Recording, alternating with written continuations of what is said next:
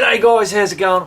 Welcome to Man Cave Tuesday. Hope you all had a ripper week. So what do we got going on in this video? We do a bit of work on Nay's Woodshed door windows. I'll show you all my motorcycle gloves. I'll show you the plans that we've got for Nay's Woodshop. I ride Harry into Bendigo and we check out something bloody cool. Now I'll also explain what's happening with that big shed for out the back there.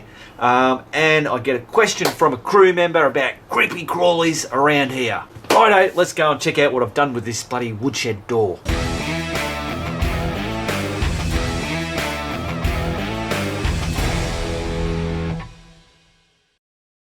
Rightio guys, so what I've done with this door is the leftover stuff from this roof.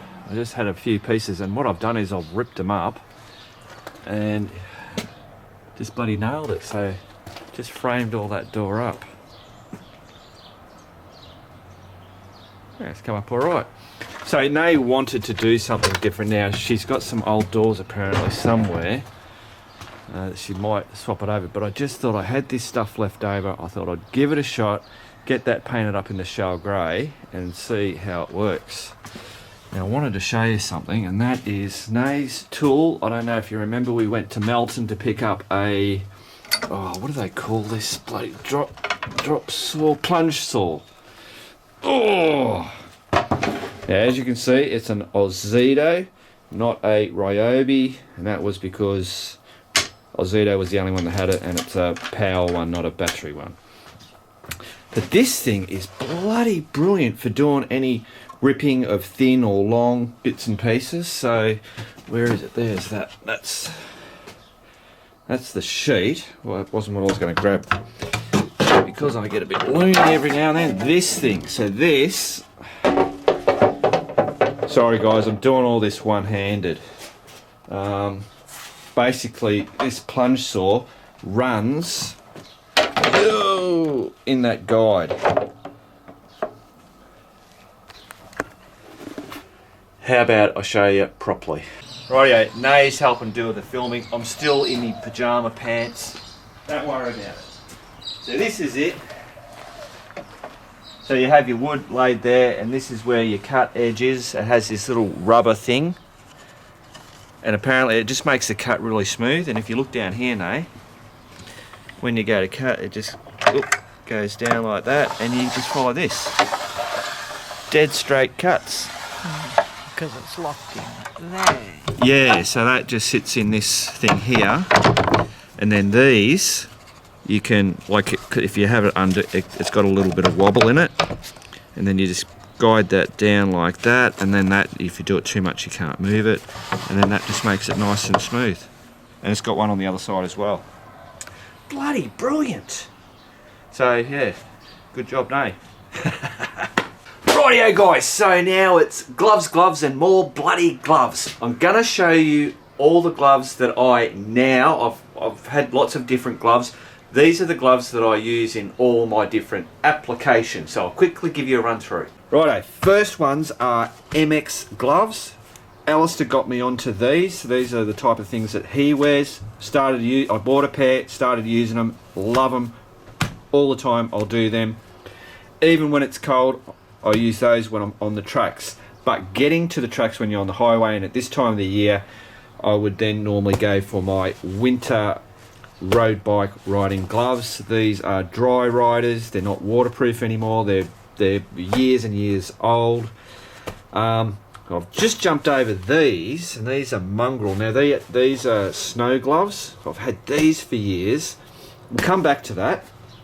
Road bike, these are perforated, so you get air coming in on. They're just what I use for summer when I'm road bike riding. These are for around the camp, which are bloody fingerless ones, brilliant. And then I've got gloves for around the bloody the yard. I just thought I'd throw it in. Righto, so now to get into the detail of them. So this is the MX glove. They're easy on, they're easy off. I really like the way that this thing, it just, when you put it on and you do that, it stays on there, it never comes off. They're nice for, and you feel all the movement through it.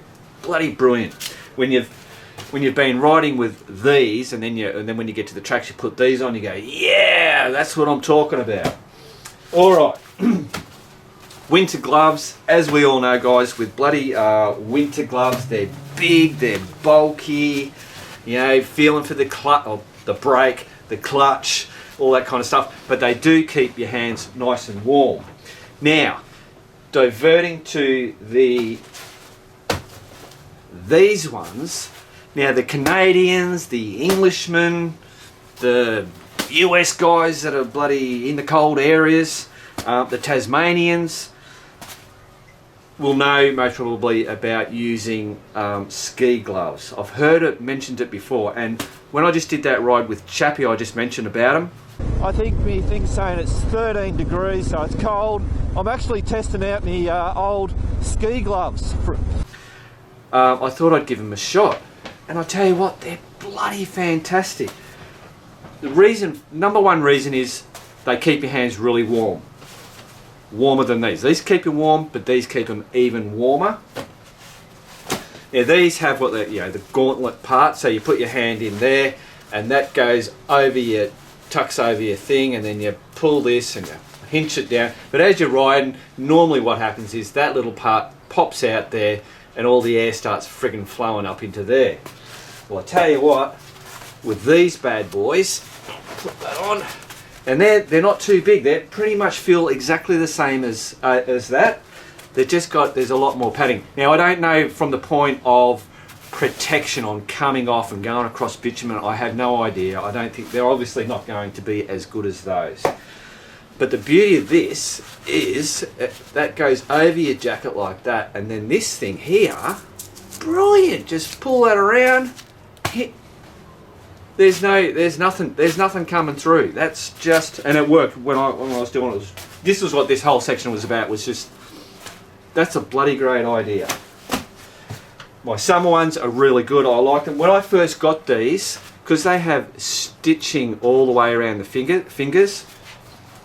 When I first got them, that really did hurt for quite a while. Most probably, I don't know, 6 months, nearly a year.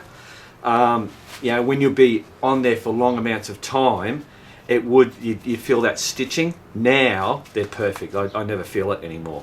So they're a really good, a good glove. Just a simple bloody shortcut one with the perforation so that you get that airflow. These for around the camp, fingerless gloves, makes you look like Cat Weasel or Step-Toe's son. These are brilliant. Everybody knows about these. But when you're in, just having that extra bit there just really keeps your hands warm. And obviously as we're getting older, circulation mightn't be as good as what it used to be. So you feel the cold a lot more on your hands. But of course you can still turn your bloody thing on and cook and all that kind of stuff using those. So they're brilliant for when you go camping. Nay's actually got another thing that's similar to this. She always, I don't know, I can't remember, she didn't like the fingerless. They were good. I'll see if I can get her to come out and show her ones that she has. And then of course just the around the bloody, who cares about that? Alright, let me see if I can get Nay. Rightio, so I've convinced her to come around. These are what they are. And you're going, what, that looks like a sock with no end on it. There you go. So Nay got these, you got them to go when you're doing the markets. Yeah. Standing at the markets, really cold. Need to come in. There you go, look at that. Brilliant. And because I thought, I don't know, just... They're better than fingerless gloves, like the ones that have the short fingers, I should say. Yeah, which are these ones here. Yeah. Yeah. See, I've tried both, and I was really surprised at how much that they worked like they worked. Kept your hands warm. Yeah. Even though you didn't have that extra little bit. No, but these are better because they chunk your fingers out. Like Yeah, see, it doesn't chunk my fingers. I got yeah. bigger. No, it ends up hurting my hands. Yeah. So there you go. That's a good option too. Yeah, and obviously you could wear it the other way if you've got long sleeves. They can't. If you got if you've got long sleeves and you just pull them down. Or you just turn them around and put them on the opposite hands. Turn them around. Oh, I see. So it doesn't go up as high on your wrist. I see. All right, guys. So there's the little hole there up that end. Oh, okay. Oh shit, I don't want to stretch them. Ah, right, so that's really long. Yeah, And or you then put them on the right Go way, that way. and it does your hand but not your fingers. Oh, look at that. Crazy. Thank you very much. No Goodbye. worries. See you, bye. She's good to me. Rightio guys, so you're ready to see the finished product. Boom. There it is. So that door is now painted in the shale grey. I've finally got Nate to bloody do herself a sign, so that's what it is, the Woodshop. So we're now calling it the Woodshop. So when I say what's Nate up to in the woodshed, it's what's Nate up to in the Woodshop. Did I say that right? Anyway, open late, measure, cut, swear, repeat, powered by caffeine and sawdust. Now we've even, oh yeah, I'll put a bloody handle there, just an aluminium one, just made it out of bloody crap shit. We went and bought a $17 coach light from Bunnings, couldn't believe how cheap it was, and just wired that up. That was bloody sweet. After doing this door, we kind of like went, oh, we've got to do something with the window. So what I've done in that shale grey, just painted that existing framing that I did ages ago, and then added this framing stuff in there. Just using scrap bloody wood that we had around here. So yeah, it's come up bloody top shit, makes me happy. All right, so what we've got to do, or what we're starting to do, is we're going to gut Nay's Woodshop. Last night I was in here with the bloody shop. They're brilliant vacuum cleaners for bloody doing sawdust and all that shit. You can really clog them, fill them right up, and they still keep sucking. So I've just been getting all the scrap wood and sucking up all the sawdust.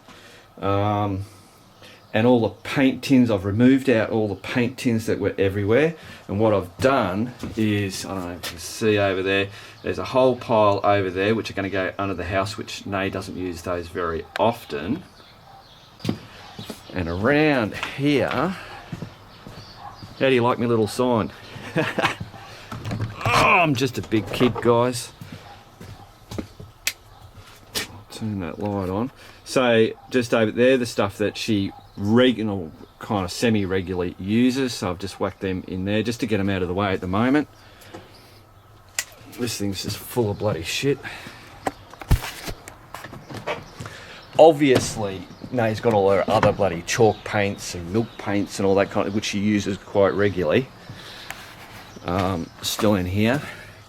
So the idea is all this ceiling has to be pulled down. Oops, stop. Hang on, what's going on? We're not. So all this ceiling in here has to be pulled down and replaced. We've got some leftover bats, so we'll fully insulate the inside of that before we put all the new ceiling up. All the walls, all the brick walls around is going to be cladded in, most probably, what do they call that? Plywood. So then we can have it, so I can, and I'll have fun doing this because that's what I like doing, is make it so it's organised, so she can have all the tools have a spot, and yeah, we'll do some bloody things on wheels so she can pull things out and have all benches and all that kind of shit.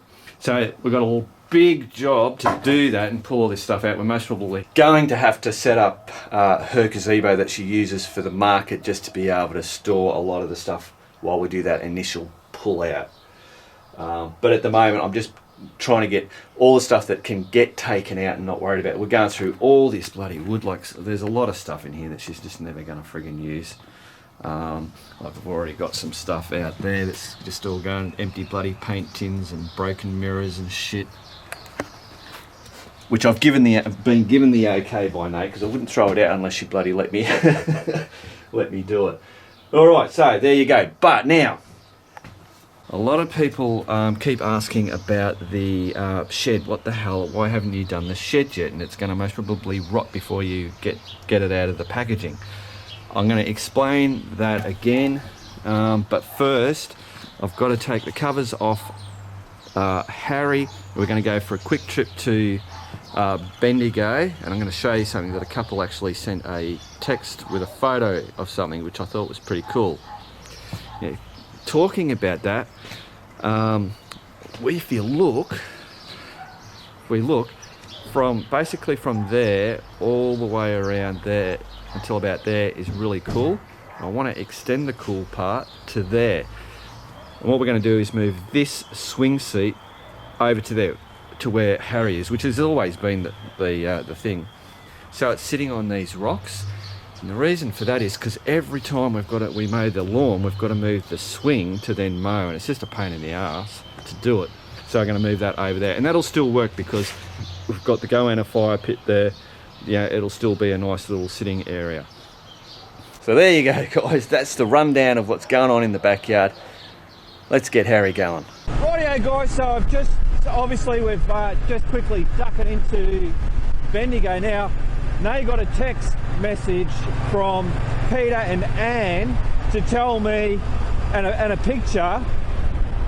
It's always impressive seeing that bloody church. Peter and Anne were here in Bendigo, and they were up at the Bendigo Art Centre, or the Art Gallery, and they spotted this sculpture with some wording on it. And so they sent the photo, and I thought it was pretty cool. I haven't actually seen it in person, and I thought we'll duck out, go and have a look at it. It looks pretty cool. So let's duck around here. Obviously you can see the tramway done there in the British colours. I think they've got something to do with some, I don't know, might be the Royals or something in the art gallery. So we're just up here, just on View Street, and that is the art gallery there. Oh, there it is. No pedestrians. That big skull.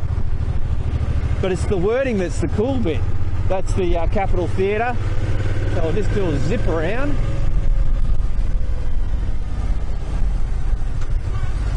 And the old roundabout. There's the poppet head up over there. Now let's see if I can get this bike. I should be able to, yep. Blinker, blinker. Get him up on here. That's a cool looking skull. Righto, that should do us.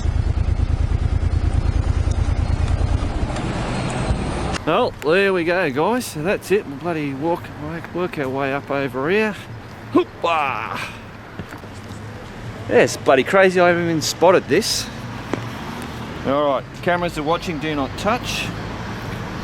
So there it is. Look at that. Keep on keeping on. Bloody crazy.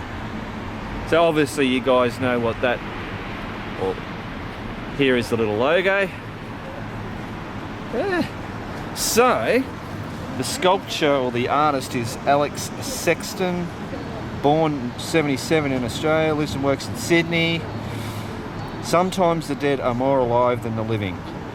So he obviously did that in 2017. Crazy.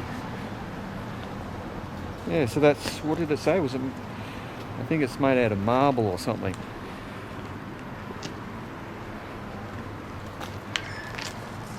Cool as shit. Oh, look at that. Hey, there he is. Good old Harry.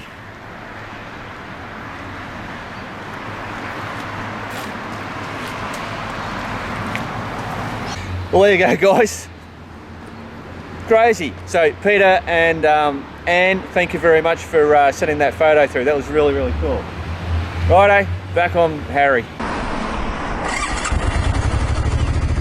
All right, just putter down here.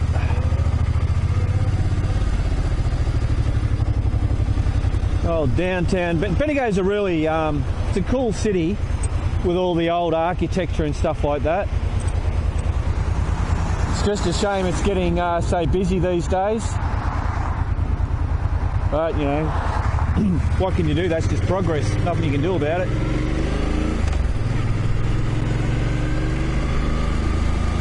You know, and Bendigo's like no other bloody town in the world, actually. You know, it has its shitty spots and its bloody, you know, the drug spots and all that kind of shit. Every town has it. You know, we have hoons and blah blah blah.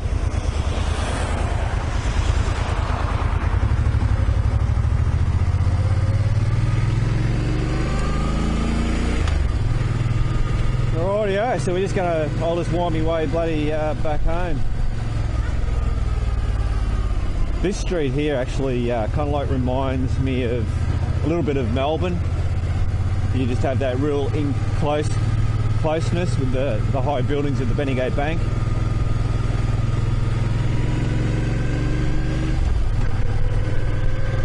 Yeah. That's the Bendigo Creek there. Some of you guys might have seen me and they ride the postie bikes all the way through. I like taking different routes every now and then. That's Elliott Brothers just over there.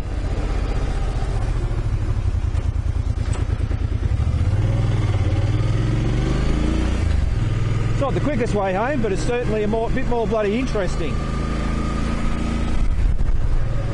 I don't know if you can see, that's the Poppet Head coming up.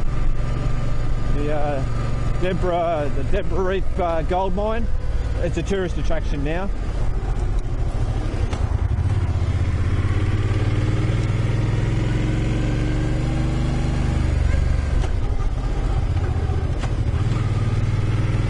Rightio, so I think we might go this way. Under the bridge. Woo-hoo. Round the roundabout. Oh, Jesus, settle down there.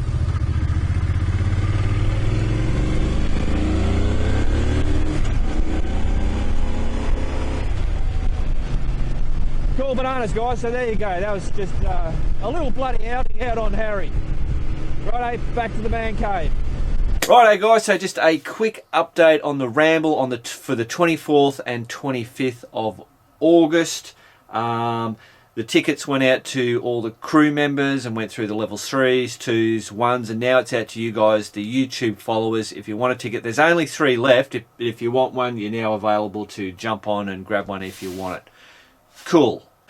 And hopefully there was not dual speaking going on in this little section. Rightio, guys, so the shed. Mark, what the bloody hell are you doing with this shed? It's going to be rusted by the time you get it out of the packaging. Why haven't you built it? I'm with you guys. I fully understand where you're coming from. Alright, so this is the shed, all on these pallets, in all this stuff. And it's been sitting here for I don't know how bloody long. This is what the shed looks like that's coming out of this box.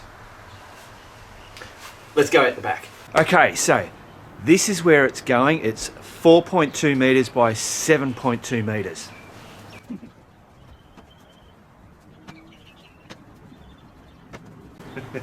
Alright, so there's going to be a roller door on that side so bikes can come in and down the side of the house there.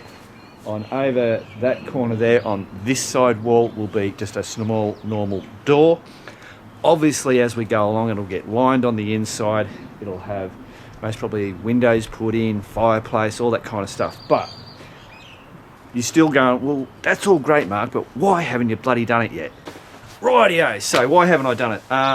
The biggest thing is money, and I suppose it's a fairly big job, and I'm not 100% on doing the whole squaring, and I mean I can do it and I'll get it done, but it's the whole combination of everything. And then I've been doing all these other little projects, so there's going to be a concrete slab put in there, and it starts up there, the front end there, and then the land here falls down, so it has to be built up because I want to be able to have the bikes just run straight in, no steps, no bloody level ground type thing. So it's got to get built up to the other end. I've had a concreter come around to size it up, give me a quote to do it. There's no access to get any big machinery in here, so he said he'd have to get a whole heap of blokes in here on picks and shovels to dig it up and build it and all that kind of stuff. So he said if I can do that, that'll save me a shitload of money. I can't remember exactly what the price was. In my head, I don't know, it was under 3 grand, close to 3 grand to get this slab done. 3 grand's a lot of bloody money. So the plan is to start digging this thing, and then I've got to bring in a whole heap of crushed stuff to build it up and make it all level, and it's got to be square, and it's got to be exactly square to the shed so that you don't have a lip, so that the rain doesn't come down, go on the concrete and then go. It's all these little things that I'm not familiar with, and I'll slowly get my head around, but then I get sidetracked on building bloody trading posts and the bloody railway station shed and Money Point. To build that cost me under $200 to build that, and I mean to build this stuff here was most probably, I don't know, just over $100 to do that. So I keep heading towards little projects that I've got an easy $150, $200 that I can go, I can go get the materials and get into it. I don't have $3,000 just sitting in the bank ready to go, let's do that. And I don't want to spend another, I don't know how much he didn't put it, gave me a quote to get guys in, but whether it's another $1,000 on top of that to get these guys in and just get that thing done. I don't, in my head I'm going, Mark, you can do this. You can use your manpower to save yourself some money. So it's just, it's going to get done, but I'm working up to it. All right, hopefully that explains it, guys. Actually, guys, I just thought, this is the problem with doing videos and I talk.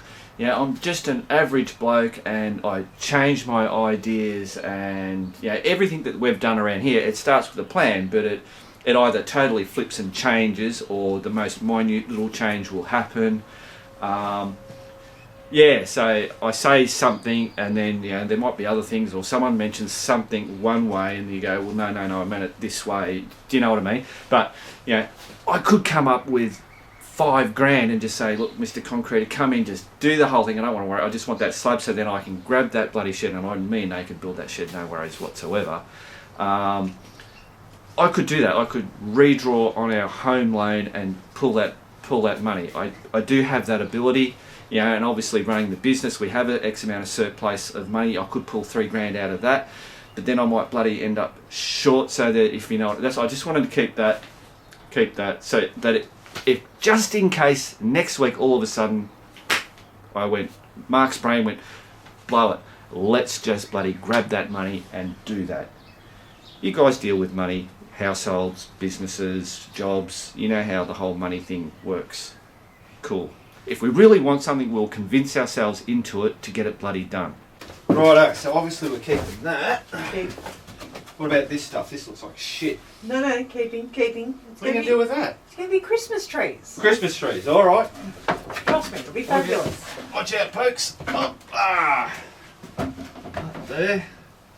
That'll be a little one. A little Christmas tree. Obviously, plywood we keep. That's actually supposed to be the... That's the letterbox. Letterbox. Can't you see that it's a letterbox? Yeah. Great looking letterbox. Perfect. Oh, that's obviously all good. Yep. Because that's a build. That's mid-build. That's an easel, which is a keep. Yes. Dowel always comes in. Always.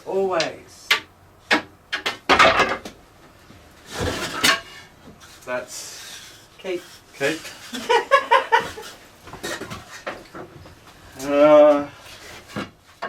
Rightio guys, so I got a question on Patreon from a crew member, Andrew Lomax. Short lookers are on, and this is what he's asked. I'm an ignorant Englishman, never been to Oz unfortunately, and so I have a question. I'm sure there are others out there wondering too. Perhaps you could reply on MCT.